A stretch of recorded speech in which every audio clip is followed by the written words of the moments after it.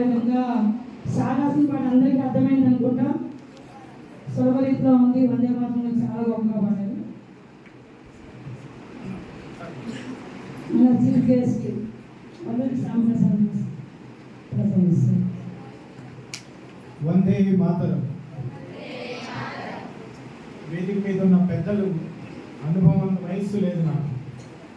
తెలుగులో మాట్లాడుతున్నాను, ఇంగ్లీష్లో, హిందీలో అన్నీ కవర్ చేసేసారు స్టూడెంట్స్, సార్లు.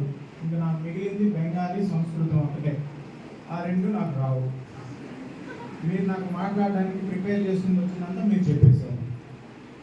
సరే, పాటకి, జాతీయ గీతానికి, జాతీయ నేషనల్ సాంగ్ అర్థం చెప్తామంటే సార్ అర్థం చెప్పేశారు. నన్నేమో చీఫ్ గెస్ట్గా పిలిచి సార్ నన్ను ఇక్కడ ఎక్కిచ్చేశారు. నేనేం చేయాలి? మీలాగా పూర్తిగా పాట రాదు, వీళ్ళలాగా అనుభవం లేదు. నాకున్నది ఒకటి, ఇది ఒకటి, నేను వాడుకుంటా. సార్కి నాకు చెప్తున్నట్టు దుర్గాప్రసాద్ గారికి, నేను మీ వయసులో, మీకు 18 ఏళ్ళ వయసులో ఎంతమంటున్నారు? 18, 19 18. Okay, thank you. ఈ వయసులో నేను ఎయిర్ ఫోర్స్లోకి వెళ్ళిపోయాను.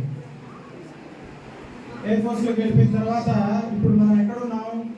Southern most tip of India. Sir, మనం భారత మాతని, వందే మాతరాన్ని మనం ఊహించుకుంటే ఆమె పాదాల కింద ఉన్నాం మనం. ఇక్కడ ఇంకా దాటితే సముద్రమే, నెల్లూరు తర్వాత సముద్రమే, కృష్ణాపట్నం సముద్రమే. కరెక్టేనా సార్? మీకు జియోగ్రఫీ తెలియదంటారా? నేను ఆ ప్రదేశాలన్నీ తిరుగున్నా. కాశ్మీర్ నుంచి, ఢిల్లీ నుంచి, ఉత్తరప్రదేశ్ నుంచి మరి దాని సార్తో షేర్ చేసుకున్నాను. అక్కడికి వెళ్ళినప్పుడు మాకు జాతీయ గీతం, జాతీయ గేయం అంటే ప్రాణంతో సమానం. ఎందుకంటే యూనిఫామ్లో మాకు తప్పదు, ప్రతి కార్యక్రమానికి వెళ్ళాలి. ఇటువంటి కార్యక్రమాలు జరుగుతుంటాయి.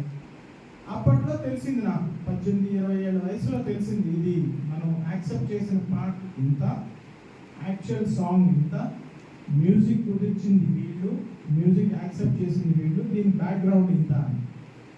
బంకించంద్ర చటోపాధ్యాయ గారు, బంకించంద్ర చటర్జీ అంటారు వాళ్ళు, చటర్జీ మ్యాథ్స్ అవుతుంటారు.